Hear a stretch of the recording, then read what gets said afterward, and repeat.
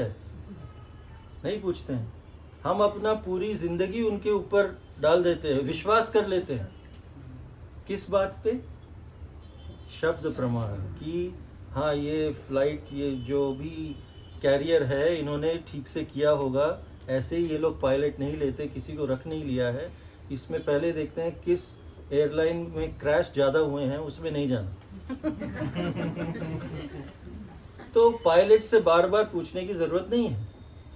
तो ये है शब्द प्रमाण। हम विश्वास रोज़मर्रा की दुनिया ज़िंदगी में भी हम फेथ रखते हैं, विश्वास करते हैं। डॉक्टर के पास जाते हैं, बस इतना देखते हैं कितने अंदर गए और कितने बाहर आए। अगर जितने अंदर गए उतने बाहर आए तो ठीक है, हम विश्वास कर सकते हैं। तो और फिर डॉक्टर जो मेडिसिन देता है कुछ समझ में आता है नहीं, पर वो कह दिया है शब्द प्रमाण, तो हम ले लेते हैं।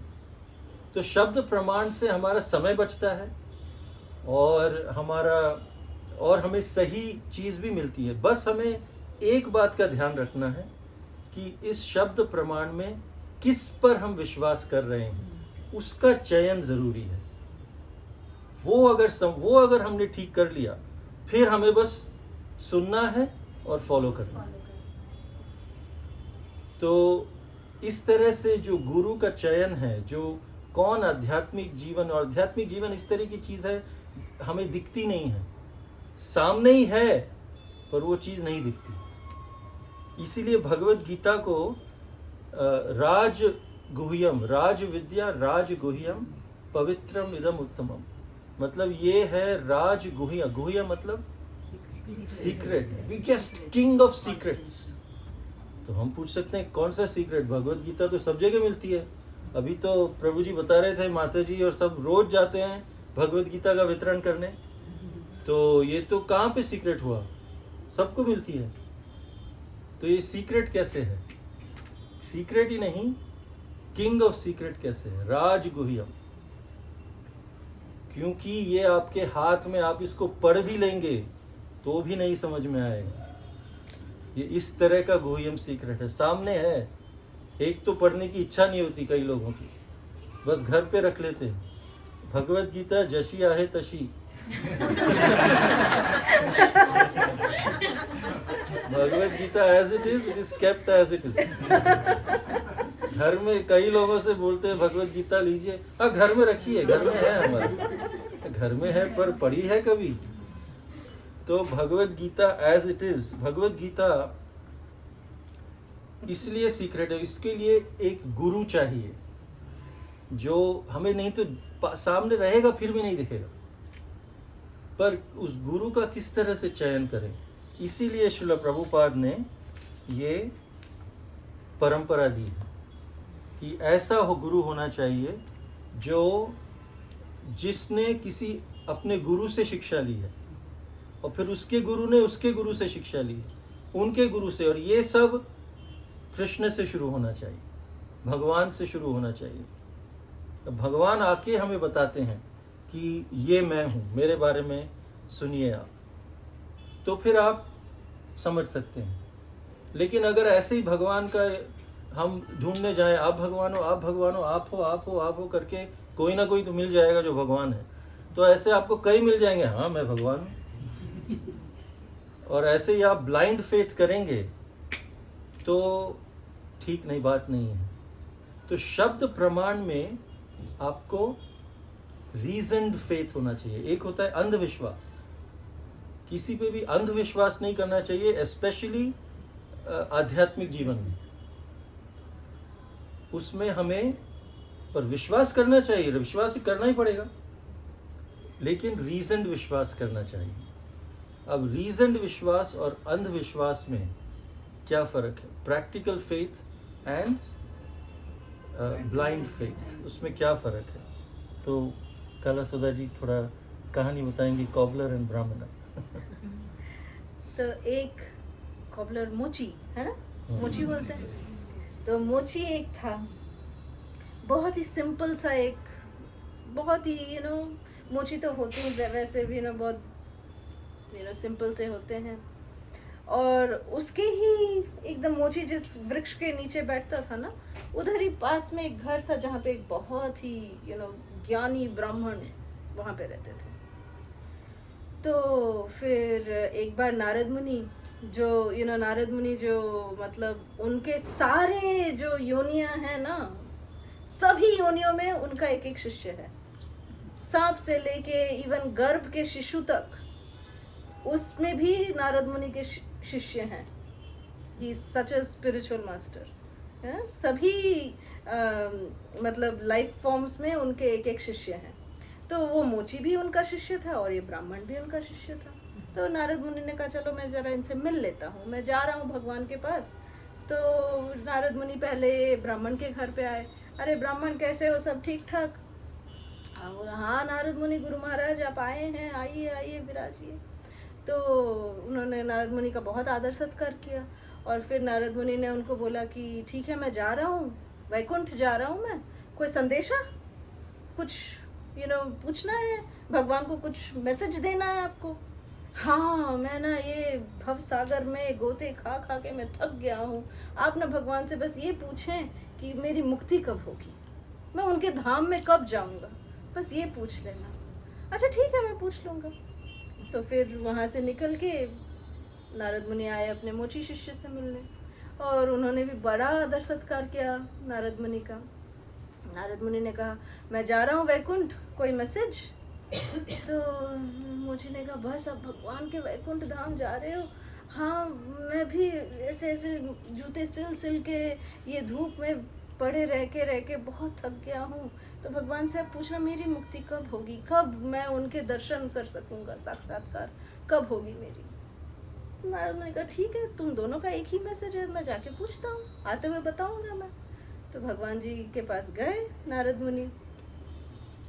तो विष्णु जी ने जब नारद मुनि जब निकलने वाले थे, विष्णु जी से सब कुछ मिलना विलना सब हो गया, तो नारद मुनि को याद आया अरे मेरे दोनों शिष्यों का मैसेज है। भगवान मेरा ब्राह्मण शिष्य है और एक मोची है, तो उन्होंने दोनों ने एक ही सवाल पूछा है कि उनकी मुक्ति कब होगी, कब आपके साथ साक्षात्कार होगी। तो विष्णु जी ने एकदम बहुत रिलैक्स होके कहा वो ब्राह्मण को कुछ जन्म लगेंगे, तो मोची बस इसी जन्म में आ जाएगा वापस। तो नारद मुनि कंफ्यूज्ड, ये क्या है, ऐसे थोड़ी ना होता है, भगवान कोई गलती हो गई होगी आपसे, क्या हो रहा है, आप ऐसे कैसे बोल सकते हो? नहीं नहीं नारद कोई गलती नहीं है, एक काम करना, जब वो पूछेंगे ना कि मैं क्या कर रहा था वैकुंठ में, तो उनको बोलना कि मैं एक हाथी को सुई की नोक से निकाल रहा था, बस ये बोल देना, ठीक है? सुई का जो आँख है वहां से मैं एक हाथी को निकाल रहा था, ये बोल देना। नारद मुनि और कंफ्यूज्ड, हे भगवान ये विष्णु जी भी क्या क्या खेल रचते हैं, ये इनकी लीला यही जाने। ठीक है प्रभु आपके दूत हैं, हम इधर से उधर उधर से इधर करते रहते हैं, ठीक है। नारद मुनि पहुंच गए भौतिक लोक में और फिर पहले गए ब्राह्मण के पास। ब्राह्मण ने पूछा नारद मुनि आपने पूछा भगवान ने क्या कहा? हाँ भगवान ने कहा बेटा तुम्हारे लिए ना 3-4 जन्म और है। तो हाँ ऐसे कैसे, मैं तो इतना वेद पाठ करता हूँ, मैं इतना नाम कीर्तन करता हूँ, मैं इतना श्रद्धा से सब कुछ करता हूँ, तो भी मुझे 3-4 जन्म, और उस मोची के लिए क्या कहा? तो मोची भी आ गया, हाँ नारद मुनि मेरे लिए क्या कहा, मेरे लिए क्या कहा? हाँ बेटा तेरे लिए तो तू अभी जाएगा, इसी जन्म में तू वापस जाएगा। हाँ नारद मुनि ये तो अत्याचार हो गया, घोर अत्याचार, ब्राह्मण बहुत उत्तेजित हो गया, नाइंसाफी है, ये बहुत नासफाई है। मैं पहले ना नाइंसाफी को नासफाई बोल देती तो फिर नारद मुनि ने कहा नहीं नहीं भगवान ने कहा है कोई मिक्सअप नहीं है, ब्राह्मण आप 3-4 जन्म और आप मोची इसी जन्म। ब्राह्मण ने कहा नारद मुनि आप ना ऐਵੇਂ ही फेंक रहे हो, बहुत फेंकते हो आप। अब बताओ अगर आप वैकुंठ गए थे भगवान क्या कर रहे थे, बताओ मुझे, बताओ क्या कर रहे थे भगवान? तो फिर नारद मुनि ने कहा हे भगवान अभी मैं बोलने वाला हूँ, पता नहीं क्या रिएक्शन मिलेगा। हाँ भगवान जो है एक सुई को एक हाथ में पकड़ के, हाथी को एक हाथ से पकड़ के उस सुई की नोक से हाथी को निकाल रहे थे। देखा, बोला था मैंने, आप नहीं गए हो वैकुंठ, भगवान थोड़ी ना ऐसे करेंगे, मूर्खता नहीं। तो फिर मोची से नारद मुनि, और मोची ना ये सुन के ही वो नृत्य करने लगा, हरि बोल मेरे प्रभु इतने महान। और नारद मुनि भी टोटल कंफ्यूज, एक तो भगवान कंफ्यूजन और उनके भक्त भी महा कंफ्यूजन दे रहे हैं, ये क्या चल क्या रहा है ये। तो मोची को बोला, हे मेरे भक्त, मेरे शिष्य, तुम शांत हो जाओ बेटा, क्यों इतना नाच रहे हो। अरे नारद मुनि देखो मेरे रोंगटे खड़े हो रहे हैं, मेरे प्रभु इतने महान हैं, वो हाथी को सुई की नोक से निकाल रहे थे। नारद मुनि बोला, तुमने मान लिया, तुमको विश्वास हो गया कि भगवान ये कर रहे थे। हाँ, क्यों नहीं कर सकते भगवान। अरे ऐसे थोड़ी ना होता है। नारद मुनि भी तर्क में लग गए, थोड़ी ना होता है ऐसे, कहाँ हाथी, कहाँ सुई, कहाँ उसका नोक, कहाँ से जाएंगे। तो फिर मोची ने कहा, नारद मुनि आप जानते हो ये जो बरगद का पेड़ है ना, इसके नीचे मैं बैठ के जो जूते सीलता हूँ, ये जो उसका देखो एक बीज है, इस फल में, छोटे से बरगद का फल होता है ना, उस बीज में हजारों छोटे छोटे बीज हैं, उस एक एक बीज में एक एक बरगद का पेड़ है। ये भगवान ने किया है ना, तो भगवान के लिए कौन सी बड़ी बात है एक छोटा सा हाथी को सुई की नोक से निकालना। नारद मुनि ने कहा, धन्य हो मोची जी, ये ब्लाइंड फेथ ना है, ये है रियलाइज्ड फेथ, ये है मोची का फेथ। और ये इसी फेथ के वजह से भगवान ने कहा ये इसी जन्म में मेरा साक्षात्कार उसको मिलेगा। तो हमें शब्द प्रमाण में विश्वास करना चाहिए, लेकिन पहले ये देख के कि कौन ये बोल रहा है और इसका क्या उसका क्या कैपेसिटी है या क्वालिफिकेशन है। अभी आप अगर सड़क पे जाओ, किसी से कहो आपको मालूम है मेड्यूला ऑब्लोंगेटा क्या होता है, बोलते हैं ये तो कोई मेडिकल टर्म लगता है, किसी डॉक्टर से पूछो आप, नहीं आपको पता है। अब डॉक्टरी पढ़ रहे हो, बायोलॉजी एक्सपर्ट हो, इसीलिए पता है आपको। पर किसी सामान्य व्यक्ति से पूछे, वो कहेगा ये तो मेडिकल टर्म है, ये इनसे जाके पूछिए। अच्छा, किसी से पूछेंगे आपको पता है E=mc² क्या होता है, बोलता है ये तो फिजिक्स का किसी प्रोफेसर से जाके पूछो, हमको नहीं पता। लेकिन उसी आदमी से पूछो आपको पता है भगवान कहाँ है, भगवान क्या होता है, हाँ, बैठो, मैं बताता हूँ भगवान क्या होता है। हर एक व्यक्ति को अपना ही एक कुछ मन में है कि भगवान क्या होता है। उसके लिए वो नहीं कहेंगे नहीं, एक कोई किसी अधिकृत किसी अथॉरिटी के पास जाओ, जैसे एक मेडिकल अथॉरिटी है, फिजिक्स का अथॉरिटी है, स्पिरिचुअल अथॉरिटी भी है, उसके पास जाओ, वो आपको बताएगा कि किस तरह से भगवान प्राप्त किए जाते हैं। तो यहाँ सब सोचते हैं मैं भगवान को पाने का तरीका मैं जानता हूँ, तो ऐसे नहीं, हमें शब्द प्रमाण पे विश्वास करना चाहिए, लेकिन कुछ तर्क करके, तर्क समझ के। तो इसी तरह एक गुरु जो है, एक शिष्य गुरु के पास गया, गुरुकुल में एक छोटा बालक शिष्य था। उसने कहा, गुरुजी मुझे एक चीज़ समझ में नहीं आती कि हम भगवान को भोग लगाते हैं, आप कहते हैं भगवान को भोग लगाओ, तो हम लगाते हैं भगवान को भोग, और आप कहते हैं कि भगवान खा लेते हैं, पर फिर सब कुछ वहीं कैसे रह जाता है। अगर कोई खा लेता है तो सब गायब हो जाना चाहिए, वो वहीं रहता है, और फिर आप कहते हैं ये भगवान ने खा लिया और छोड़ भी दिया और अब आप प्रसाद लीजिए, ये कैसी बात है, ये कैसे समझें। तो गुरुजी ने कहा ठीक है, इस बात को समझने के लिए आप मुझे 2 दिन दीजिए, और उस 2 दिन में ये जो श्लोक है भगवद गीता का, पत्रम पुष्पम फलम तोयम यो में भक्त्या प्रयच्छति, ये वाला जो श्लोक है 9वें अध्याय में, इसको आप कंठस्थ करके आइए। तो शिष्य ने कहा पर मेरा वो प्रश्न, नहीं ये कंठस्थ कीजिए, आपको इस प्रश्न का उत्तर मिल जाएगा। ठीक है। 2 दिन बाद शिष्य आया कि कंठस्थ किया आपने? हाँ मैंने पूरा कंठस्थ कर दिया। वो लोग बताओ किताब कहाँ है? भगवद गीता खोली, कंठस्थ कर लिया आपने? हाँ कर लिया। क्या प्रूफ है कि आपने कंठस्थ किया? मैं बोल सकता हूँ उसको, मैं उस श्लोक को आपको बता सकता हूँ। नहीं नहीं, लेकिन वो श्लोक अगर आपने अपने दिमाग में डाला है तो यहाँ कैसे रखा हुआ है? ये श्लोक यहीं लिखा हुआ है, आपने कहा ये श्लोक आपके दिमाग में है, तो फिर श्लोक यहाँ कैसे है? आपके अगर दिमाग में है तो यहाँ पे नहीं होना चाहिए। नहीं नहीं नहीं, ऐसे नहीं होता है, ये जब दिमाग में रखते हैं तो यहीं रहता है। बोला उसी तरह बेटा, जब भगवान भोग लेते हैं उसमें से प्रेम, आपका जो प्रेम है वो ले लेते हैं। भगवान को आपके लड्डू की या किसी जो भी आप पकवान बनाते हैं उसकी कोई चिंता नहीं है।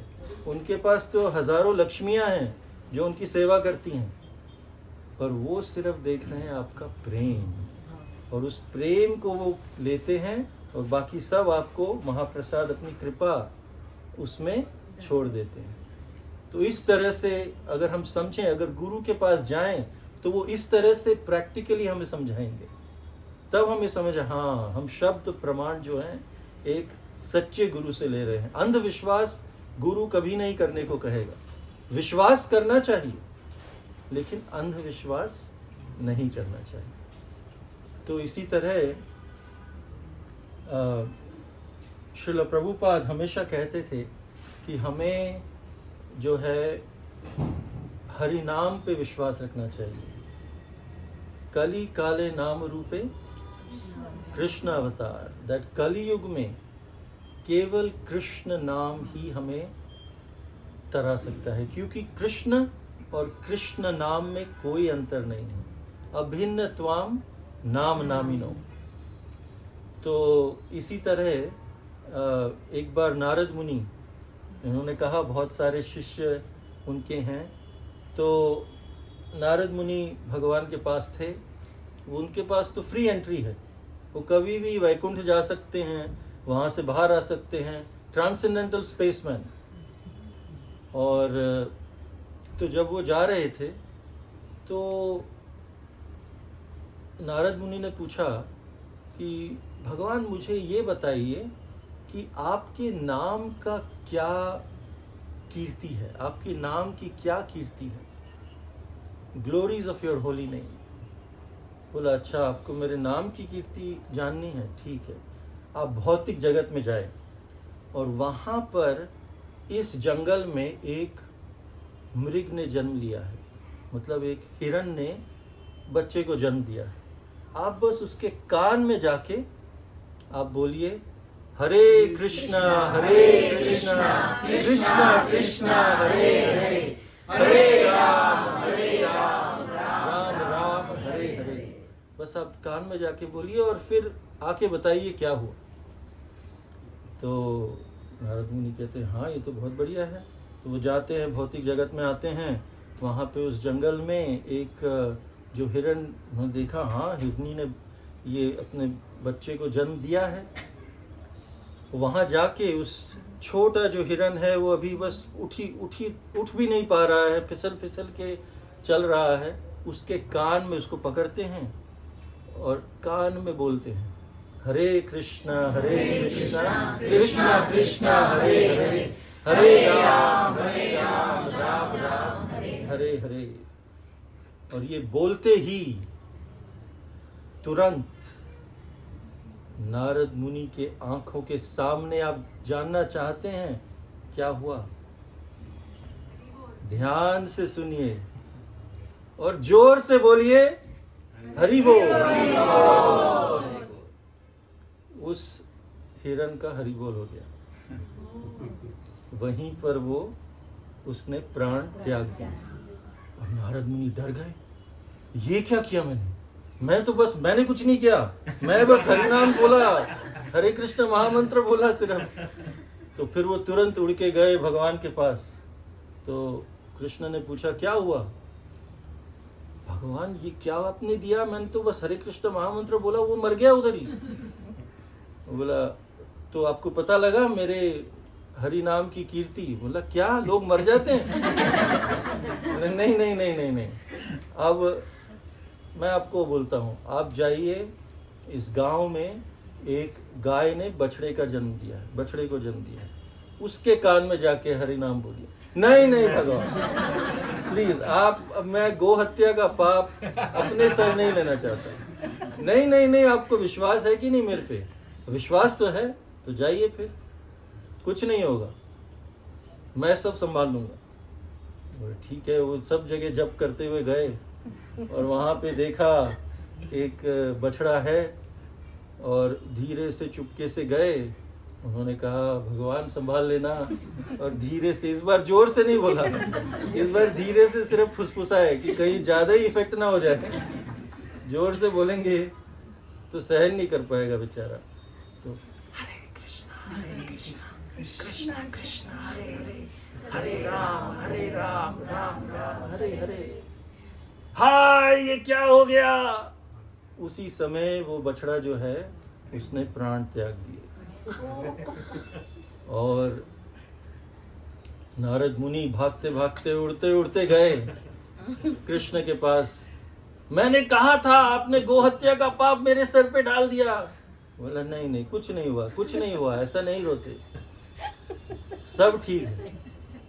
आपको अभी भी पता लगा कि मेरे नाम की कीर्ति क्या है? नहीं नहीं, मुझे और नहीं जानना, बस आप हरि नाम की कीर्ति आप रखिए, मैं आप पे विश्वास कर लूँगा। नहीं नहीं नहीं, अब तो आपको पता बता के ही छोड़ूंगा मैं। आप जाइए, इस राज्य का एक राजा है, उसका अभी राजकुमार अभी जन्म लिया।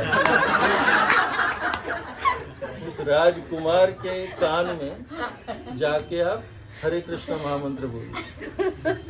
उसने कहा भगवान अभी तक तो ये लोग मरे हैं, अब मैं राजा के उसमें जाके उसका राजकुमार मारूंगा तो मैं मर जाऊंगा उधर, मुझे छोड़ेगा नहीं राजा। नहीं, मैं बचा लूंगा, कुछ नहीं होगा। आपको हरि नाम की कीर्ति इस बार पता ही चल जाएगी, विश्वास रखो, इस बार जरूर पता लगेगी। तो भगवान जो नारद मुनि हैं वो राम राम करते हुए, कृष्ण कृष्ण करते हुए वो गए वहाँ, और उन्होंने राजमहल में गए तो राजमहल से पूछा, राजा से पूछा कि जैसे ही वो आए तो राजा ने उनका आमंत्रण किया और कहा आप तो बहुत ही सही मौके पे आए हैं, मेरा अभी मेरी पत्नी ने एक राजकुमार को जन्म दिया है, आप उसको आशीर्वाद दीजिए।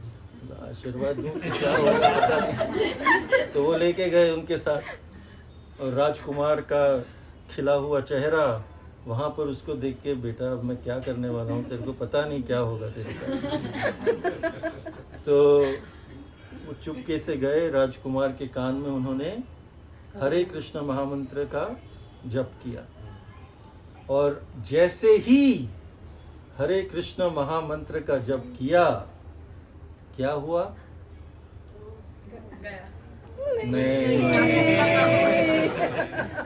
इस बार वो राजकुमार बोला नारद मुनि बहुत बहुत धन्यवाद। अरे ये कहाँ से आवाज आ रही? बोला मैं हूँ, मैं, इधर आइए, देखिए आपका मैं बहुत आभारी हूँ।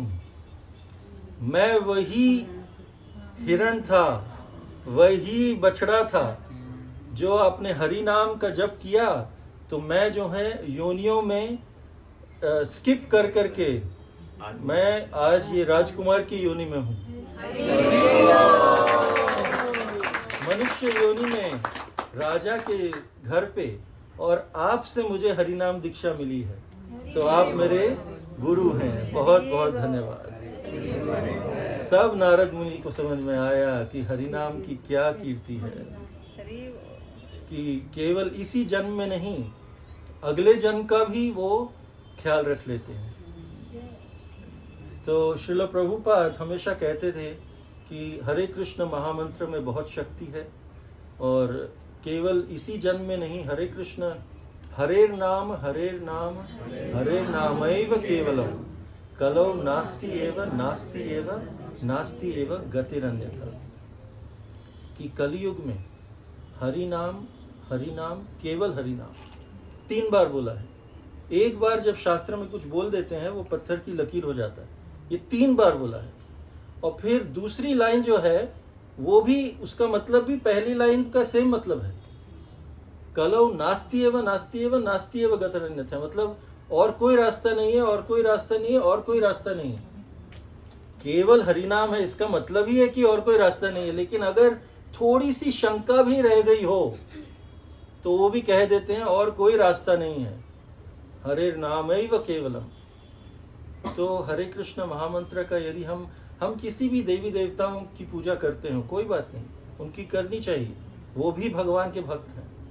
लेकिन ये हरे कृष्ण महामंत्र हम अगर ऐड कर दें, एक माला, या आप लोग तो बहुत सारी माला करते हो, जो नहीं करते हैं एक माला कर लें, 4 माला कर लें, एक माला में 10 मिनट से ज़्यादा नहीं लगता।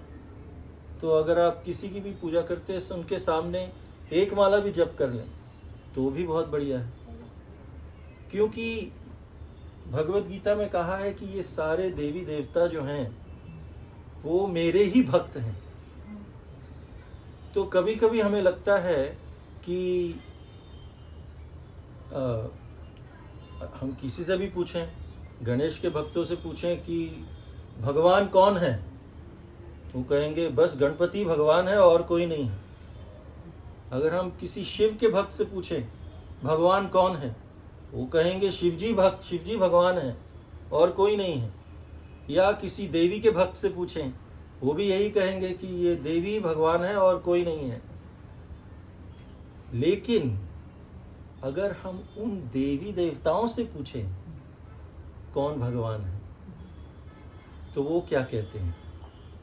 तो कलासुधा जी बताएंगी कि अलग अलग देवी देवताओं जो हैं वो खुद क्या कहते हैं कौन भगवान है, और फिर हम भगवत गीता से सुनेंगे कि कौन भगवान है। वरना तो हम कंफ्यूज हो जाएंगे। जिसके भी भक्त से सुनो वो तो वही कहेगा, कृष्ण भक्त से सुनो तो क्या कहेंगे, कृष्ण भगवान। तो अगर हम एक ऐसे व्यक्ति हैं जो भगवान की खोज में निकले हैं, हम निष्पक्ष हैं, कोई भी हो भगवान हम मानने को तैयार हैं। लेकिन अगर सब कहे सब भगवान है तो फिर कैसे करेगा। तो इसलिए हम पूछते हैं उन भगवानों से, उन देवी देवताओं से कि कौन भगवान है। तो हम सभी यहाँ पे मुंबई में, महाराष्ट्र में,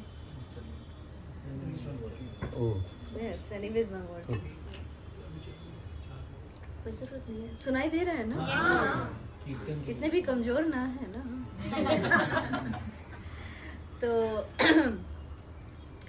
तो गणपति जी जो हैं बहुत ही प्यारे प्रभु हैं, है ना। तो आप जानते हैं भगवत गीता किसने लिखी है? किसने? गणपति जी ने लिखी है।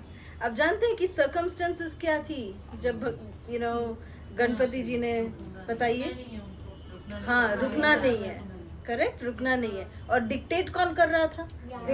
वेद व्यास जी। कुछ शर्त रखी थी वेद व्यास जी ने। क्या शर्त रखी थी? हाँ, बढ़िया। अरे आप यहाँ पे आ जाएं, हम कहाँ पे आ जाएं। क्या बात है, क्या बात है। तो ये शर्त रखी थी कि गणपति जी जो भी लिखेंगे वो समझ के फिर ही लिखेंगे, ये शर्त थी। तो और उनको रुकना नहीं है। उनका कलम एक बार खत्म हो गया तो उन्होंने दांत निकाल के, इसलिए उनको एकदंताय कहते हैं।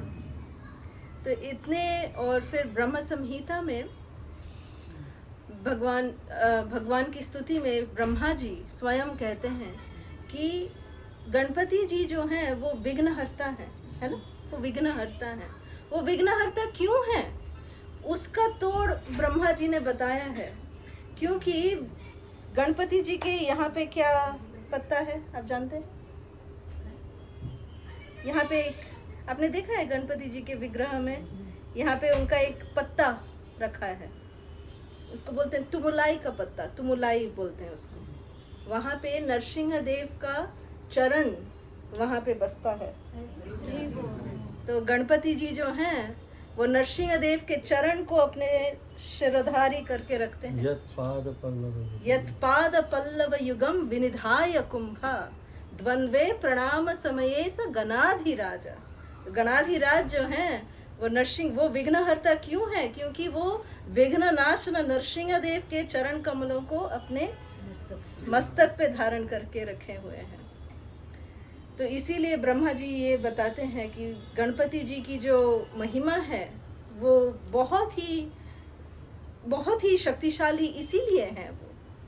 तो ऐसा नहीं है कि गणपति जी की पूजा अगर हम करते हैं तो ये बुरी बात है, अरे नहीं करनी चाहिए, या ये नहीं करनी चाहिए, वो नहीं करनी चाहिए, ऐसा नहीं है। करें आप, कोई प्रॉब्लम नहीं है। जैसे कि गणपति जी हुए, फिर लेकिन गणपति जी स्वयं किसकी पूजा कर रहे हैं? वो भगवान नृसिंहदेव की आराधना करते हैं। तो अगर हम जैसे मैं स्वरा को बहुत खुश करना चाहूँ, कैसे करूँ? स्वरा को ढेर सारी चॉकलेट्स दूँ, ढेर सारी उसके एग्जाम्स में हेल्प करूँ, तो क्या होगा? नीला माधव प्रभु और भक्तिमती मेरे फैन हो जाएंगे। मैं जो कहूँ वो करेंगे, है ना? वो अभी भी फैन वैसे भी हम करेंगे है ना? तो ये है भगवान की सेवा करने की महिमा, कि गणपति जी जो भगवान की आराधना कर रहे हैं, अगर हम गणपति जी के संग मिलके उनकी आराधना करें तो गणपति जी ज़्यादा प्रसन्न हो जाते हैं और हमारे सारे विघ्न भी वो बहुत ही जल्द वो दूर कर देते हैं। तो हम ये भी देखते हैं कि एक बार क्या हुआ, सारी कथाएं आज हमारी नारद मुनि के साथ हो रही है। तो नारद मुनि एक बार क्या किए, वो बहुत समय तक उन्होंने, ऐसा कहा जाता है, पद्म पुराण में ये कथा आती है कि सैकड़ों वर्षों तक उन्होंने लक्ष्मी देवी की सेवा करी। हाँ, लक्ष्मी देवी की सेवा करी इस इच्छा से कि लक्ष्मी देवी हैं जो नारायण की सेवा करती हैं, है ना? तो वही नारायण की सेवा करती हैं, वही नारायण के लिए पकवान बनाती हैं और वही नारायण को खिलाती हैं।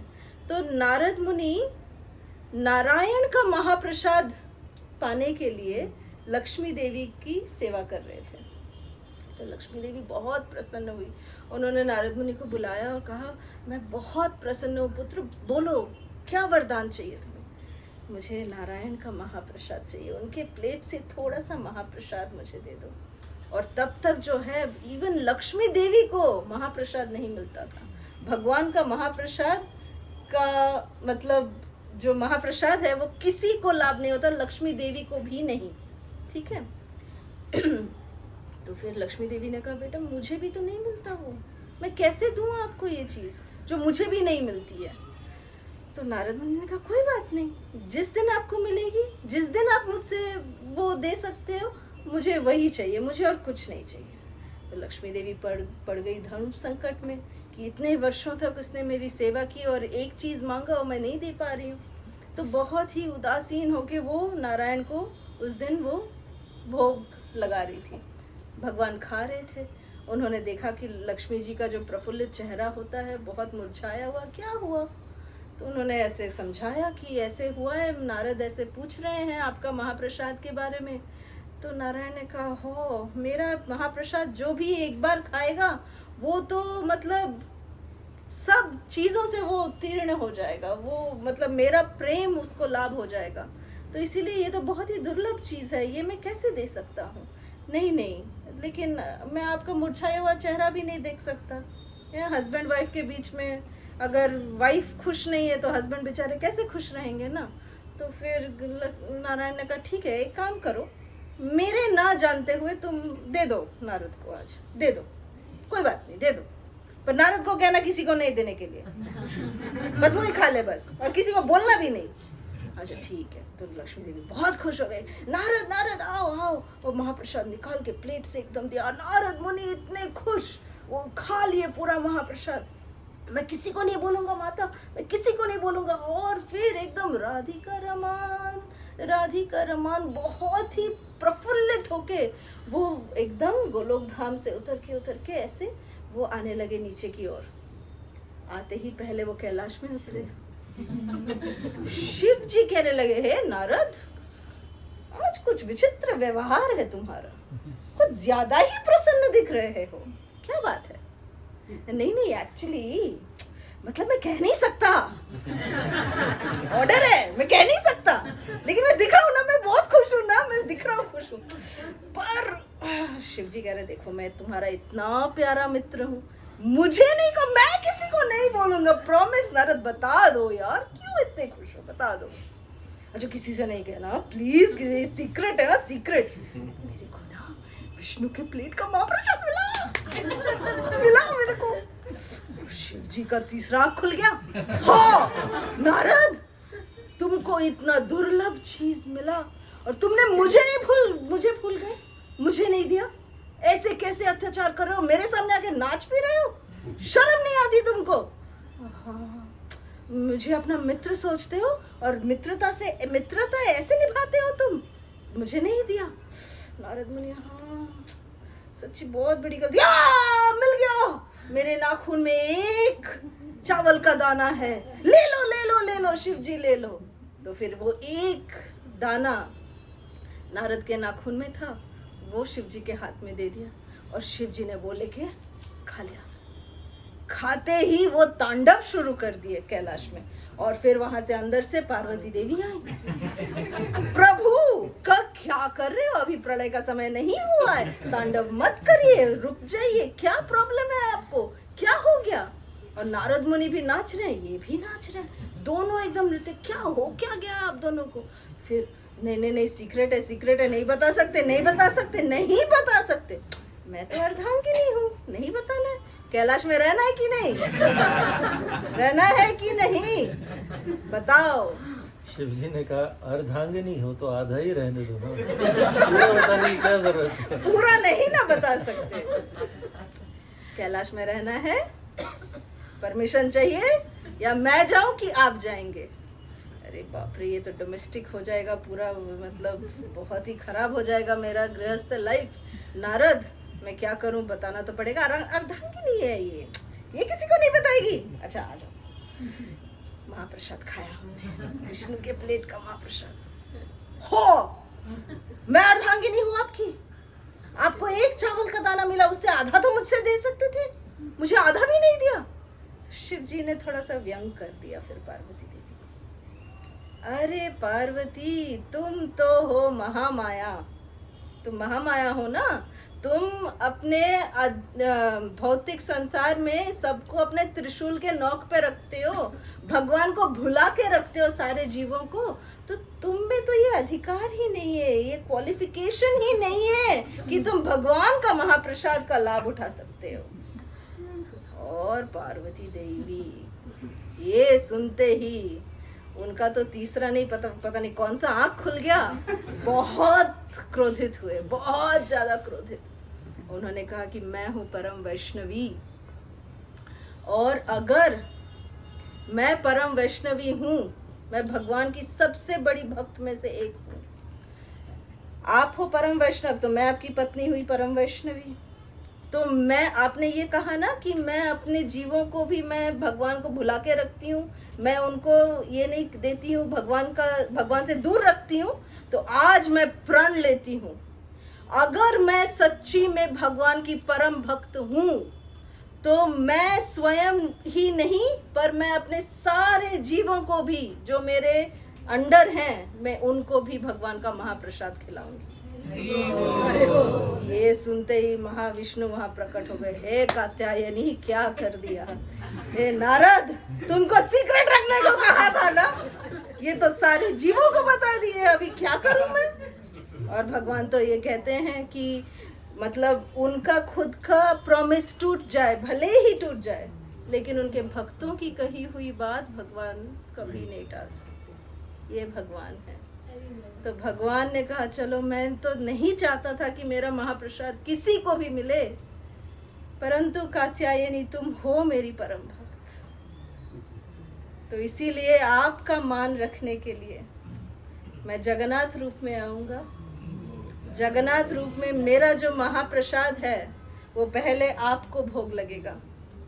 बिमला देवी के रूप में आप मेरे पास विराजोगी और आप मेरा पहला प्रसाद लोगी, और आपका प्रसाद सभी जीवों को बटेगा और वो होगा महाप्रसाद के रूप में।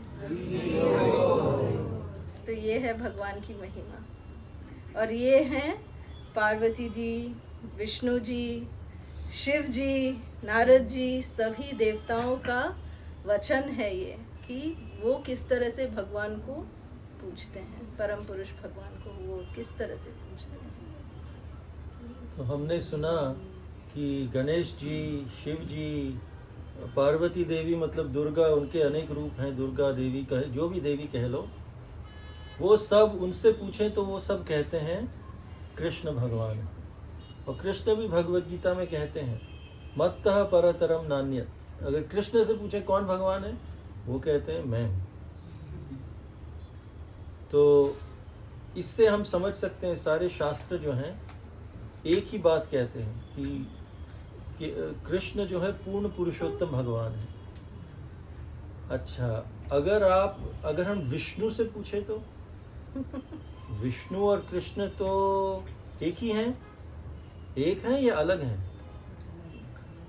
एक भी हैं और अलग भी हैं। कैसे? एक बार अर्जुन के, जब पांडव हस्तिनापुर का राज कर रहे थे, तो वहाँ पर एक बेल होती थी, एक जगह होती थी जहाँ पे जाके जिसको भी अगर कुछ कंप्लेन है, जैसे आजकल तो ईमेल कर देते हैं कंप्लेन बॉक्स में, प्राइम मिनिस्टर को ईमेल करना है तो कर सकते हो कोई भी कंप्लेन।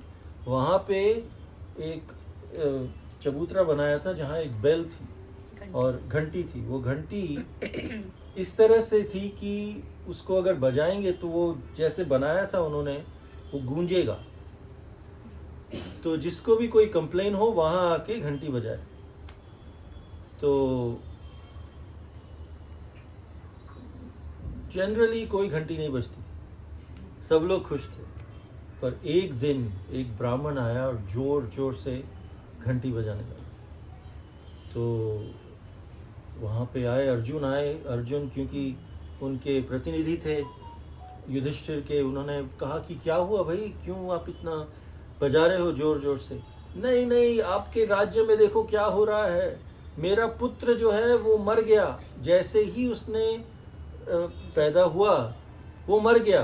नारद मुनि भी नहीं आए थे, फिर भी उसकी मृत्यु हो गई। तो बोला, अरे कैसे मृत्यु हो गई? नहीं, ये आपका राजा का ये दोष है कि अगर उसके प्रजा, उसके राज्य में किसी की भी मृत्यु होती है, अगर एक जानवर की भी मृत्यु हो जाए तो भी राजा का दोष होता है। 1/6 1/6 जो पाप है वो राजा को जाता है। तो इसलिए लोग सोचते हैं राजा बनना बहुत पैसा मिलेगा, ये मिलेगा, पर साथ में कर्मा भी मिलेगा। 1/6 कर्मा मिलता है। तो आप कुछ ठीक से नहीं कर रहे हो, इसीलिए ये हो रहा है। तो अर्जुन ने कहा, हाँ ये बात तो सही है, मैं देखता हूँ अब क्या होता है। तो आप फिर से ट्राई कीजिए अगले बच्चे को, ठीक है? तो फिर कुछ महीने बाद वो फिर से आया, फिर से घंटी बजाई। उसने बोला, क्या हुआ? मेरा दूसरा बच्चा जो जन्म था वो भी पैदा होके मर गया। ऐसे कैसे हो सकता है? इस बार तो आप प्लीज़, मैं माफ़ी मांगता हूँ आपसे, मैं आपके जब बच्चा जन्म लेगा मैं खुद खड़ा रहूँगा, और अगर अर्जुन अपने तुनीर से जो भी उनके पास जो तीर थे उससे कोई नहीं बच सकता। बोला, अब नहीं होगा, यमराज भी आ गए, उनको भी मैं रोक लूँगा। तो फिर अर्जुन वहाँ पे खड़े थे। इस तरह से 6वां जब बच्चा हुआ तब अर्जुन वहाँ खड़े हुए। उन्होंने देखा कुछ होगा, कुछ नहीं, कोई नहीं। और फिर जैसे ही बच्चा पैदा हुआ अंदर, फिर से वो मर गया। अर्जुन ने कहा, मैंने देखा कोई नहीं आया था, कोई आत्मा या कोई यमदूत या कोई यमराज कोई नहीं आया था, ऐसे कैसे हो सकता है? तो फिर वो कृष्ण के पास गए, क्योंकि ब्राह्मण ने कहा, पता नहीं, दोष तो आपका है, अब आप संभालो क्यों हो रहा है ये, वरना आपकी जो ये सब बात है ये सब जगह फैल जाएगी और आपके राज्य से सब जाने लगेंगे, क्योंकि आप भगवान को किसी तरह खुश नहीं कर पा रहे, इसलिए कुछ ना कुछ हो रहा है यहाँ पे। तो वो खुद कृष्ण के पास गए, बोला, ये कौन है कृष्ण, ये कैसे हो रहा है? तो कृष्ण ने कहा कि चलो जाके हम यमराज से पूछते हैं। तो वो यमराज के पास गए। यमराज ने कहा, मैंने तो इन बच्चों को नहीं लिया, ये कौन से 6 बच्चे की बात कर रहे हो आप? इनको तो कुछ नहीं हुआ है, ये तो बहुत फलने फूलने वाले, और आपके राज्य में, पांडवों के राज्य में, यहाँ तो कुछ होता ही नहीं इस तरह से बुरा। तो कौन है? तो फिर यमराज ने कहा कि ये जो है आपको जाना पड़ेगा महाविष्णु के पास। तो कृष्ण और अर्जुन गए महाविष्णु के पास। अब ये महाविष्णु कौन है? तो भागवत में बताया है कि एक विष्णु नहीं है, 3 विष्णु हैं। कृष्ण है सबसे पूर्ण पुरुषोत्तम भगवान, जैसे यहाँ पे दिखाया है, ये आध्यात्मिक जगत है। यहाँ पे कृष्ण है पूर्ण पुरुषोत्तम भगवान।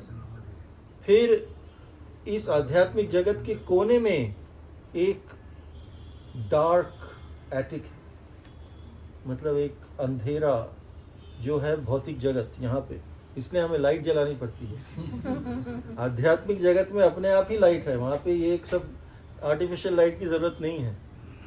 तो एक अंधकार वाली जगह है जिसे भौतिक जगत कहते हैं। उस भौतिक जगत में कृष्ण आते हैं, अपना स्वरूप अपने को एक्सपैंड करते हैं महाविष्णु में, और महाविष्णु की तरह वो लेट जाते हैं इस भौतिक जगत में। और जब वो सांस लेते हैं, जब बाहर छोड़ते हैं, उनके हर एक पोर से एक लोमकूप, अरे बाप रे, किसी को पता है लोमकूप का मतलब? लोमकूप मतलब पसीने का कूप।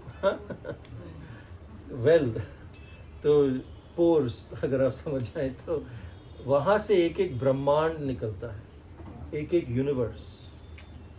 उस हर एक यूनिवर्स में कितने करोड़ों यूनिवर्स हैं। जब वो सांस बाहर छोड़ते हैं ये यूनिवर्स आते हैं, जब वो सांस अंदर लेते हैं यूनिवर्स फिर से चले जाते हैं। तो अब हम महाविष्णु के सांस जब छोड़ रहे हैं उसमें जी रहे हैं, और उनका बहुत लंबा सांस छोड़ते हैं और लंबा सांस लेते भी हैं। तो हर एक ब्रह्मांड में फिर दूसरे विष्णु आते हैं, गर्भोदकशाही विष्णु, जो गर्भोदक सागर में होते हैं। क्योंकि अगर यहाँ से कोई बबल निकले, उसमें पसीना का आधा पानी होगा ना, तो वो है गर्भोदक सागर। महाविष्णु का जो पसीना है वो हर एक ब्रह्मांड में होता है, वो सागर के रूप में, गर्भोदक सागर। उस पे गर्भोदक शाही विष्णु, जो गर्भोदक सागर पे शैया उनकी है, उनके नाभि से एक कमल निकलता है हर एक ब्रह्मांड में, और उस नाभि के कमल पे ब्रह्मा जी, उनको कहते हैं पद्मजा, मतलब जो कमल से जन्मे हैं।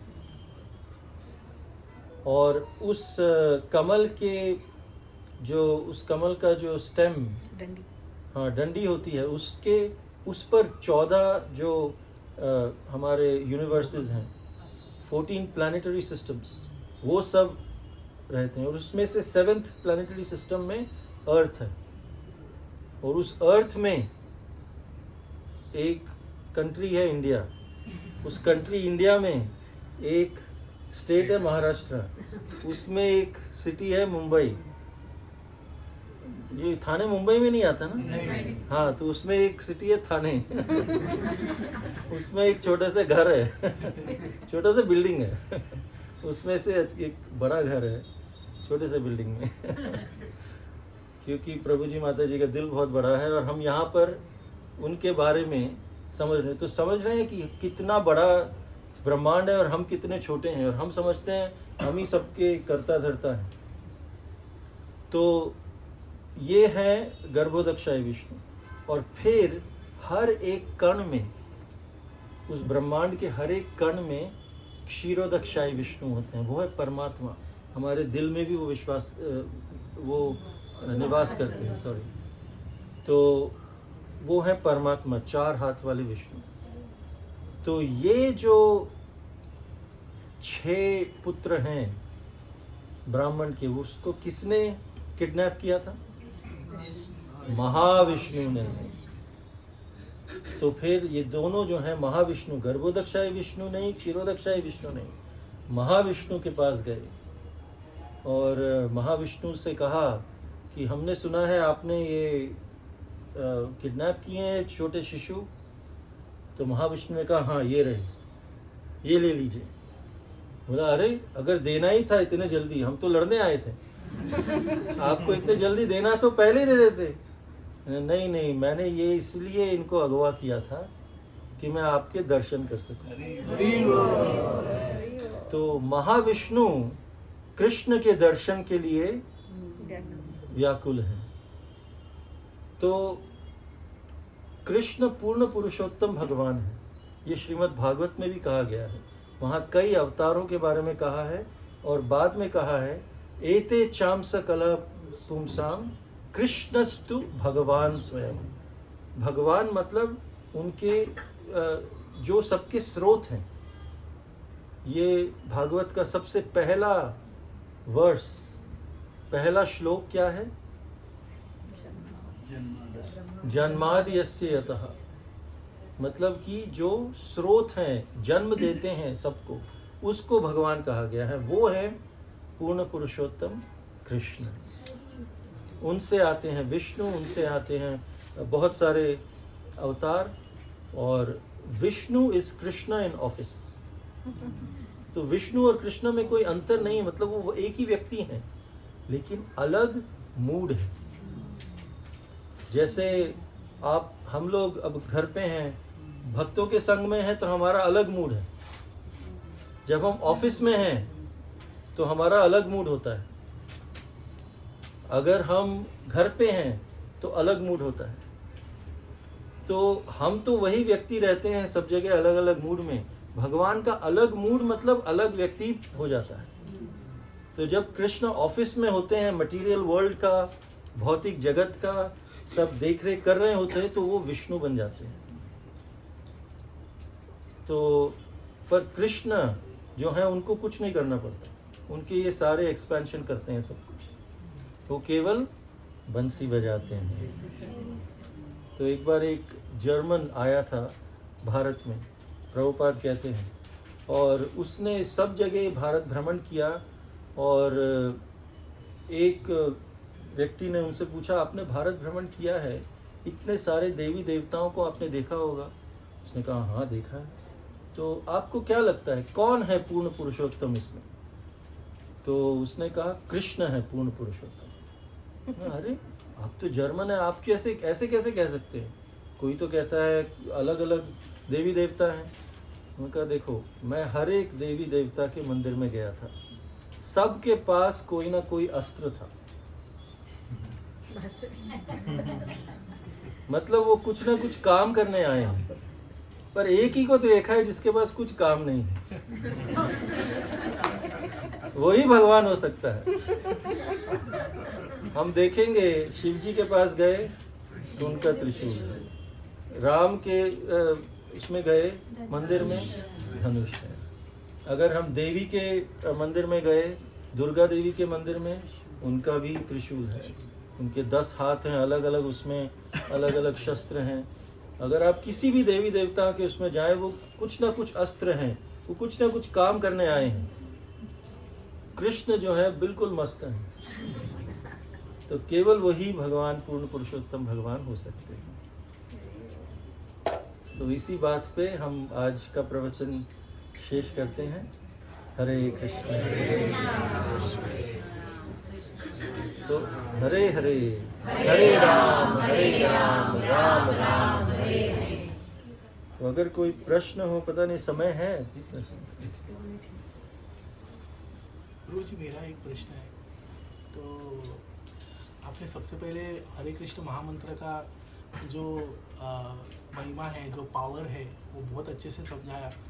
तो मेरा प्रश्न ऐसा है, बहुत नादान सा प्रश्न है, कि आपने एग्जाम्पल दिया है कि पहले जब भी भगवान नारद जी को बोलते हैं कि हरे कृष्ण महामंत्र का अगर आपको पावर देखना है तो पहले आप हिरण के बच्चे को जाके पहले हरे कृष्ण महामंत्र का सुना उसको, और वो देह छोड़ देता है। फिर गाय को बोलते हैं, फिर वो राजा के बेटे को बोलते हैं।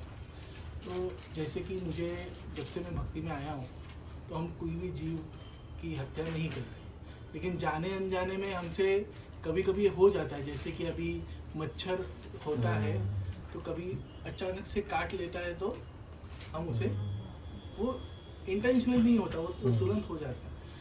तो अगर ऐसा सवाल है कि अगर मान लो भाई वो इलेक्ट्रिक बैट आती है मारने की, तो अगर हम हरे कृष्ण महामंत्र का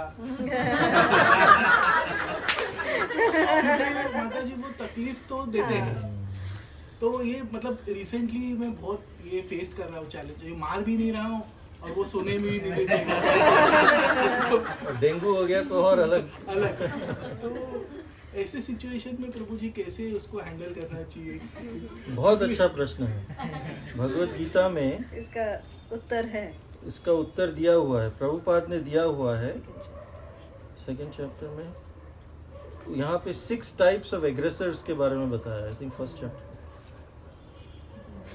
आप अभी जब प्रभु जी आपको पहला अध्याय बताएंगे उसमें बताया गया है कि 6 तरह के एग्रेसर्स होते हैं, और ये एग्रेसर्स जो हैं इनको मारने में कोई पाप नहीं होता। तो उसमें से ये मच्छर भी एक एग्रेसर है, मच्छर, सांप, इस तरह से। बिच्छू, हाँ, तो उनको मारना चाहिए एक्चुअली। हाँ, ये देखो, अकॉर्डिंग टू वैदिक इंजंक्शंस, ये है भगवत गीता चैप्टर 1 टेक्स्ट 36। प्रभुपाद कहते हैं according to Vedic injunctions there are 6 kind of aggressors, क्योंकि अर्जुन ने भी आपके जैसा ही क्वेश्चन पूछा। Sin will overcome us if we slay such aggressors, ऐसे एग्रेसर को मारने से पाप लगेगा, अभी यही कह रहे हैं।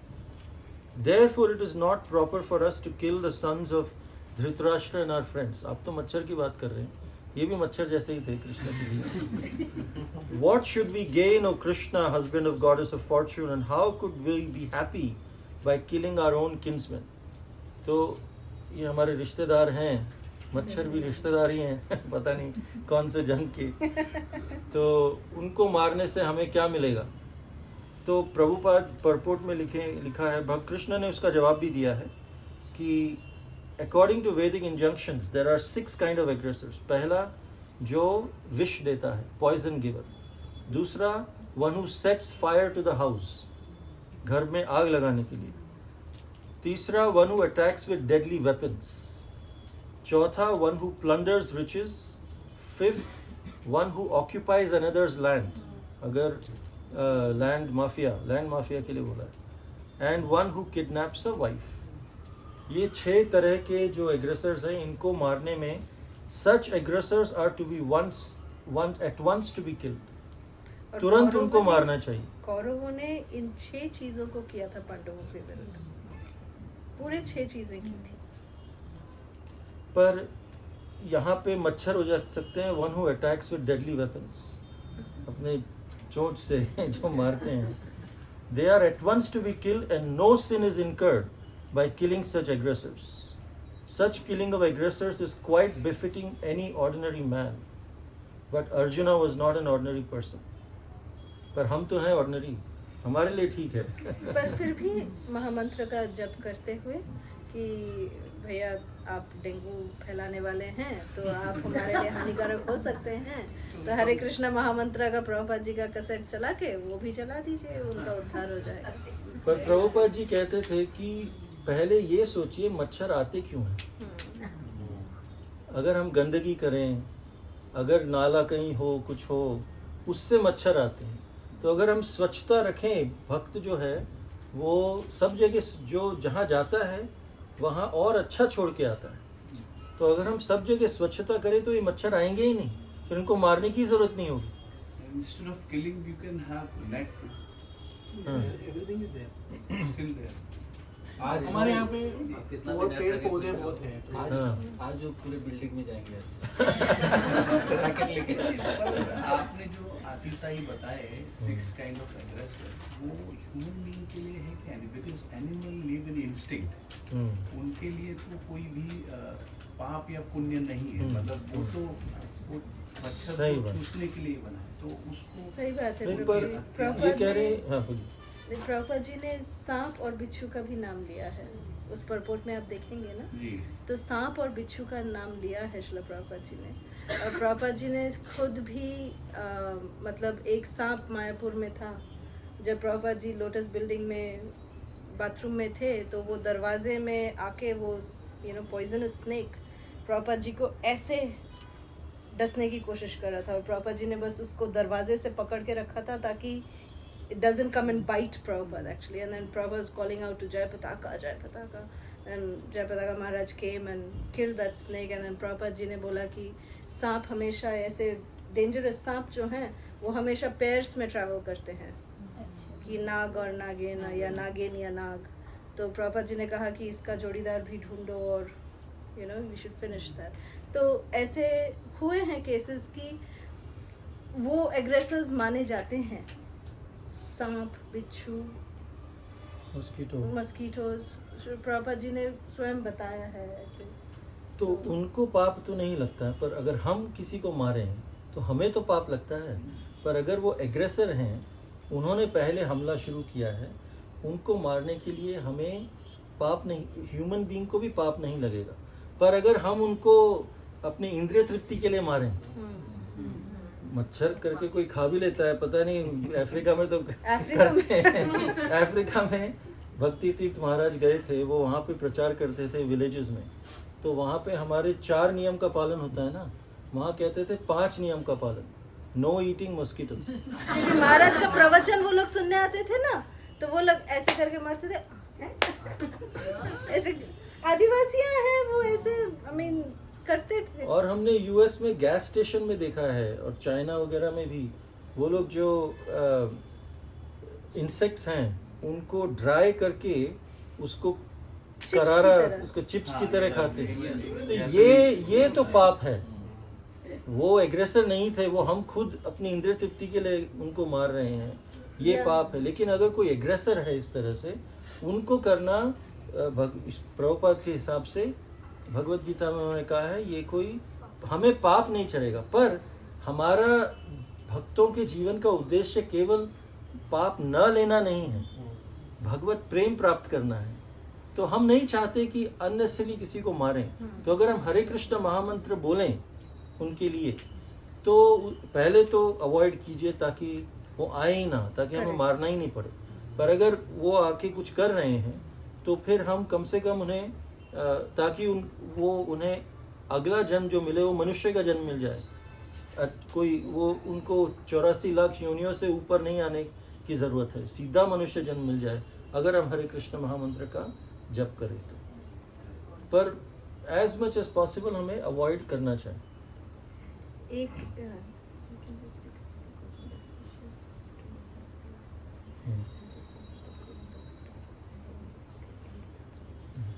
Let's see if any more questions. कोई एक क्वेश्चन था, माता जी आपने जो कथा बताई भगवान की, शंकर भगवान जो उच्चिष्ट भगवान का जो लेते हैं, ये मैंने सुनी थी, किसी को बोली तो एक पंडित थे, वो कुछ पूछने लगे मेरे से कि बोले बिकॉज ही वॉज थोड़ा सब भगवान में मानने वाले नहीं, जैसे कोई शंकर को श्रेष्ठ मानता है, तो मेरे को पूछने लगे कि आप ये जो बता रहे हो ये कहाँ पे मेंशन है। तो देन आई ट्राइड इन तो ये चैतन्य मंगल बाय लोचन दास ठाकुर, उसमें ये कथा आती है। ये इसमें कोई पुराण या वेद में इसका उल्लेख? ये चैतन्य मंगल की कथा है जो लोचन दास ठाकुर ने लिखी है। प्रभु जी, एक आपने जो 3 विष्णु बताए थे, उसमें एक विष्णु जो आपने बताया कि वो हमारे अंदर वास करते हैं, तो गीता में जैसा लिखा है कि कृष्ण बोलते हैं कि मैं ही सब वास करता हूँ, तो वो विष्णु जो है और कृष्ण वो एक ही हैं पर अलग हैं। वो परमात्मा है, 4-handed विष्णु है परमात्मा। और जो भी हम सोचते हैं, जो भी हम करते हैं, मैं हाथ उठा रहा हूँ, ये परमात्मा इसकी परमिशन दे रहा है, इसलिए हाथ मेरा उठ रहा है। अगर किसी का हाथ पैरालाइज हो जाए, इसका मतलब परमात्मा ने कर्मों के अनुसार उसका हाथ उठाने की परमिशन ही नहीं दी। तो हमें लगता है मैंने उठाया ये हाथ, पर क्या मुझे मालूम है कितना ब्लड प्रेशर इधर लगा, कितना यहाँ से मुझे एफर्ट लगाना पड़ा। मैंने केवल इच्छा व्यक्त की, आत्मा ने इच्छा व्यक्त की और परमात्मा ने ये सब करवा दिया। पर वो इतना इंस्टेंटली होता है, ऐसा लगता है मैं ही कर रहा हूँ। असल में ये परमात्मा ही सब हमसे करवा रहे हैं। वो केवल देख रहे हैं हमारी क्या इच्छा है, और उस इच्छा को पूर्ण करने के लिए क्या हमारे पास बैंक बैलेंस है कर्मा का। अगर है तो ठीक है, इच्छा कर देते हैं, नहीं है तो फिर नहीं होगा। तो पर वो इतने क्विकली हो जाता है और इतने आसानी से करते हैं कि हमें लगता है हम करते हैं। तो परमात्मा सुन भी रहे हैं हमारा, हम जो सोच रहे हैं वो ही सैंक्शन कर रहे हैं पहले, क्या ये सोच सकता है कि नहीं। हालांकि उनको कभी कभी अच्छा नहीं लगता सैंक्शन करना, पर ठीक है इसके पास कर्मा है तो मैं कर देता हूँ। पर काश ये मेरे बारे में सोचता, बनस्पत की इतनी बुरी बुरी बातें जो सोच रहा है, उनका इच्छा यही है कि वो मेरे बारे में सोचे, क्योंकि यही हमारा असली धर्म है। तो वो कृष्ण ही है, कृष्ण का एक्सपेंशन ही है, लेकिन वो पूर्ण पुरुषोत्तम भगवान नहीं है। उनसे केवल हम उनसे प्रेम का आदान प्रदान नहीं कर सकते। परमात्मा से केवल कृष्ण से, भगवान से प्रेम का आदान प्रदान कर सकते हैं। पर कृष्ण परमात्मा के द्वारा हमें बताते रहते हैं किस तरह से उनके पास आना चाहिए, हमारी सिंसेरिटी के। अगर हमें कोई गुरु ढूंढना है, सबसे पहले हमें होना चाहिए, हमें सिंसियर होना चाहिए कि हमें जब गुरु मिले जो कहे, हम based on that sincerity, based on that desire, then परमात्मा हमें ऐसे व्यक्तियों के पास, ऐसे एसोसिएशन में, आप लोगों को जैसे परमात्मा ने इस एसोसिएशन में लेके आए हैं, जहाँ आपको भगवान के बारे में सुनने को मिलता है, पता लगता है। ये क्यों हो रहा है? क्योंकि आप सबकी इच्छा तीव्र थी भगवान के बारे में जानने की, और इसीलिए आपको इस तरफ लाया गया। यहाँ तो थाने में कितने लोग हैं, हजारों लोग हैं यहाँ पर, केवल इतने ही लोग क्यों आए हैं इस प्रोग्राम में सुनने? क्योंकि आप लोगों की इच्छा का उन्होंने रेसिप्रोकेशन किया है। प्रभु जी, जैसे आपने कहा कि भगवान जो है एंजॉयर है, उनको जैसे डेमी गॉड्स को अलग अलग एक्टिविटीज़ दी है। जैसे शिव भगवान को एक्टिविटीज है, वो त्रिशूल लेके हैं, दुर्गा माता भी त्रिशूल लेके हैं, और कृष्णा वासुदेव, उनको कोई एक्टिविटी नहीं, मतलब ही इज एंजॉयर। वैसे जैसे आपने कहा राम जी को भी दिया है धनुष्य बाण, बट राम जी भी डेमी गॉड्स के प्लेटफॉर्म में है? नहीं। मुझे how do we understand this problem? नहीं, हाँ, बहुत बढ़िया क्वेश्चन है, बहुत बढ़िया प्रश्न है। वो मैंने उनका नाम इस तरह से ले लिया, पर राम जो एक होते हैं विष्णु तत्व, विष्णु तत्व हैं, वो इटर्नल होते हैं, मतलब कि सदा वो रहते हैं, और वो कृष्ण से आते हैं। कृष्ण से पहले बलराम आते हैं, फिर बलराम से 4 प्रद्युम्न, अनिरुद्ध, चतुर्व्यूह कहते हैं उसे, फिर वहाँ से उनसे नारायण आते हैं, नारायण से दूसरा चतुर्व्यूह आता है, उस दूसरे चतुर्व्यूह से फिर महाविष्णु आते हैं, फिर गर्भोदकशाही विष्णु, क्षीरोदकशाही विष्णु, और राम, और सारे जो अवतार आते हैं वो महाविष्णु से होते हुए आते हैं। कृष्ण के अवतार महाविष्णु के द्वारा आते हैं। तो ये है सब विष्णु तत्व, ये सब इटर्नल हैं, इनकी कभी न इनका जन्म हुआ है न मृत्यु, ये जब से कृष्ण है तब से ही हैं, ये सबके कृष्ण स्रोत हैं इनके, लेकिन ये बाकी सबके स्रोत हैं। और जो देवी देवता हैं उनका एक टेन्योर होता है, क्योंकि जैसे आपने कहा उनको एक एक रिस्पॉन्सिबिलिटी दी गई है। वायु जो पवन का करेगा, जो वरुण देव हैं वो पानी के देवता हैं, और इस तरह से अलग अलग चीज़ों के देव, लक्ष्मी जो है वो धन की देवी हैं। तो इनका जो है ये पोस्ट है। विष्णु तत्व, महाविष्णु एक व्यक्ति है, कृष्ण एक पर्सन है, पर जो देवी देवता है ये पोस्ट है। ब्रह्मा एक पोस्ट है, आप भी कल ब्रह्मा बन सकते हैं, पर हम विष्णु नहीं बन सकते, क्योंकि वो पोस्ट नहीं है, वो तो एक व्यक्ति है, व्यक्ति विशेष है। ये सारी जो पोस्ट हैं वो उनका एक ड्यूरेशन होता है 71 महायुग, 71 महायुग, सतयुग, त्रेतायुग, द्वापर युग, कलयुग, ये एक महायुग हो गया। इस तरह से जब 71 महायुग होते हैं उसको उसके बाद पूरा चेंज होता है। जैसे यहाँ 5 साल बाद इलेक्शन होके मिनिस्टर, प्राइम मिनिस्टर सब चेंज होता है, वैसे ही ये सब चेंज होते हैं। दूसरे कोई एक जो आत्मा है वो ये पोस्ट लेगी। जैसे इंद्र का पोस्ट जो है वो अब अगले जन्म में फिर बलि को मिलने वाला है। बलि महाराज इंद्र कोई व्यक्ति नहीं है, वो पोस्ट का नाम है। तो देवी देवता जो पोस्ट का नाम है, तो उनका एक तो वो अलग है। हम राम कोई नहीं बन सकता। राम कृष्ण के अवतार हैं और वो उनका एक आध्यात्मिक जगत में भी उनका खुद का प्लैनेट भी है और वो कोई उनका नहीं ले सकता, वही है। लेकिन ब्रह्मा कोई बन सकता है या इंद्र का पोस्ट ले सकते हैं। अगर हमने 100 जन्मों तक अगर वर्णाश्रम का पालन किया तो हम इंद्र भी बन सकते हैं। इसीलिए जब भी कोई यज्ञ करता है, 100 यज्ञ करने की कोशिश करता है, तो इंद्र आके उसको भस्म करना चाहते हैं, क्योंकि अगर उसने कर लिया तो वो उसका पोस्ट इसको मिल जाएगा।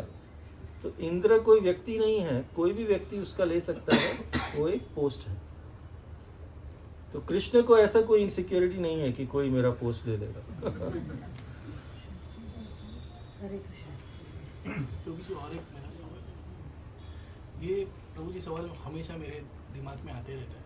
जैसे कि आपने कहा कि 75% आध्यात्मिक जगत है और 25% भौतिक जगत है, और 75% आध्यात्मिक जगत में जन्म, मृत्यु, जरा, व्याधि नहीं है। और यहाँ पे जो ये चीज़ है ये एक एंड से लेकर ब्रह्मा तक। तो मेरे को ये प्रश्न रहता है कि जैसे कि हम भगवत धाम से ही आए, हमारे में ईर्ष्या निर्माण हुई और हमें स्वतंत्र जीने का मौका चाहिए था, इसलिए भगवान ने हमें यहाँ भेजा। और यहाँ से हम फिर से हमें जो अपना इटर्नल रिलेशन है वो जोड़ने के लिए हम फिर से प्रयास कर रहे हैं कि हम साक्षात प्रेम मिले हमें भगवान का, हम वापिस जाए। तो अगर वहाँ पे वो नहीं है तो फिर यहाँ आते कैसे हैं? मतलब जो वो समझ में नहीं आया प्रभु जी कि मतलब अगर हम फिर से भगवत धाम गए तो ये वो आध्यात्मिक जगत और भौतिक जगत का साइकिल कैसे चल रहा है? मतलब अगर फिर से हमें ईर्ष्या निर्माण हुई भगवत धाम में तो फिर से क्या आ सकते हैं वापस? ऐसा मेरा, हाँ, थियोरेटिकली आ सकते हैं, लेकिन भगवान कृष्ण ने भगवद गीता में कहा है, यद गत्वा न निवर्तन्ते तद धाम परमम मम। मतलब कि वहाँ एक बार वापस चले गए, फिर वो बोल रहे हैं आप नहीं आओगे। मतलब थियोरेटिकली आ सकते हैं, लेकिन जैसे अगर बच्चे ने, किसी ने अपना हाथ सॉकेट में घुसाया, उसको जोर से लगा, थियोरेटिकली वो फिर से घुसा सकता है, पर क्या घुसाएगा? नहीं, उसको लगेगा एक बार एक्सपीरियंस हो गया है, अभी नहीं चाहिए, वो हाथ हटाएगा अपना। एक बार आग में हाथ डाल दिया, उसको लगा गरम, नहीं फिर करेगा। पर उसके पास चॉइस है, वो फिर से कर सकता है, पर नहीं करेगा। तो इसीलिए कृष्ण कह रहे हैं आप इधर आ गए, ये आपने यहाँ पे जो नाइटमेयर है वो आपको मिल गया, फिर आप फिर से यहाँ आने की ज़रूरत भी नहीं करेंगे। हालांकि इच्छा अगर आपने व्यक्त की तो कृष्ण आपकी इच्छा पूर्ण करेंगे, लेकिन कोई इच्छा व्यक्त नहीं करेगा, नहीं भैया नहीं चाहिए, बहुत हो गया ऐसा ही कहेंगे। तो इसलिए उसकी आप फिक्र मत कीजिए। और वो कृष्ण ने भी गारंटी ली है, यद गत्वा न निवर्तन्ते तद्धाम परमम मम। मतलब कृष्ण कुछ ना कुछ करेंगे फिर से ना जाने के लिए भी। इच्छा भी व्यक्त हुई, थोड़ा सा हमको समझाएंगे, भाई इधर बैठो, पिछली बार का मैं तुमको ट्रेलर दिखाता हूँ फिर बोलो जाना है तो बोलो। और चैतन्य महाप्रभु की इस बार विशेष कृपा है। हर एक कलियुग में चैतन्य महाप्रभु नहीं आते हैं, हर एक द्वापर युग में भी कृष्ण नहीं आते। बहुत ही दुर्लभ जो ये समय है वो हमें प्राप्त हुई है इस बार, कि चैतन्य महाप्रभु स्वयं गोलोक वृंदावन के द्वार खोल के आए हैं और वो द्वार अब तक खुला हुआ है। तो हम गोलोक वृंदावन में एक बार गए, वापस नहीं आएंगे। वैकुंठ धाम से आने की चांस है, पर इस बार क्योंकि कृष्ण स्वयं आए हैं, उन्होंने भगवत गीता में ये वचन कहा है और चैतन्य महाप्रभु आए हैं, जो गोलोक वृंदावन के द्वार खोल के आए हैं। तो इसीलिए वो द्वार बंद होने से पहले हमें घुस जाना चाहिए, क्योंकि अगले युग में पता नहीं कि चैतन्य महाप्रभु आएंगे, क्या हरे कृष्ण महामंत्र होगा, क्या हमें इस तरह से राधा कृष्ण के गोलोक धाम में जाने का अवसर मिलेगा, या केवल वैकुंठ में किसी प्लैनेट में, किसी ग्रह में जाने का। तो इसलिए सिंसियरिटी बहुत इम्पोर्टेंट है। कोई नहीं देख रहा, सिंसियरिटी मतलब हम क्या करते हैं जब कोई नहीं देख रहा, तब हम क्या करते हैं? क्या हम भगवान का नाम लेते हैं, या केवल जब भक्तों के संग में हैं तभी लेते हैं? दूसरों को दिखाने के लिए लेते हैं, या भगवान की प्राप्ति करने के लिए? वो सिंसियरिटी, जब सिंसियरिटी होगी, उसको हिंदी में क्या कहते हैं? हाँ, प्रामाणिकता होगा तो ठीक है। तो निष्ठा हाँ, तो निष्ठा तो फेथ होता है। ठीक है, आपका होमवर्क है, देखना जरा। तो सिंसियरिटी जो है अगर है हमारे में, तो कृष्ण परमात्मा जो हैं वो हमें बताएंगे कि क्या नहीं करना, गाइड करेंगे, नहीं करने देंगे जो चीज़, क्योंकि हम सिंसियरली वो कर रहे हैं। ईमानदारी कैसे? तो ऑनेस्टी होता है, उर्दू हो गया, वो भी ऑनेस्टी होता है। तो जैसे एक बार मैं जब कॉलेज में था, तब यहाँ मैं सरदार पटेल कॉलेज में पढ़ता था, इंजीनियरिंग कर रहा था। तब मैं भक्ति में आया था, और भगवद गीता पढ़ के मुझे और भक्तों का सब सुन के मुझे विश्वास था कि ये जो कह रहे हैं सच कह रहे हैं। पर मेरा जो इंटेलेक्चुअली, मुझे वो मेरे दोस्त हैं जो मजाक उड़ाते थे, उनको बोलने के लिए मेरे पास इतना शब्द नहीं थे कि मैं क्या बोलूं उनको, या और उससे मेरा भी जो फेथ था, जो मेरा निष्ठा थी, वो भी कम होती जा रही थी। तो मैंने कहा इसको ये आर या पार करना है। तो फिर मैंने कहा मैं हॉस्टल में रहूँगा, और माता पिता से परमिशन लेके मैं हॉस्टल में रहा। और वहाँ से जुहू मंदिर जो है 10 मिनट की दूरी पे है बस से।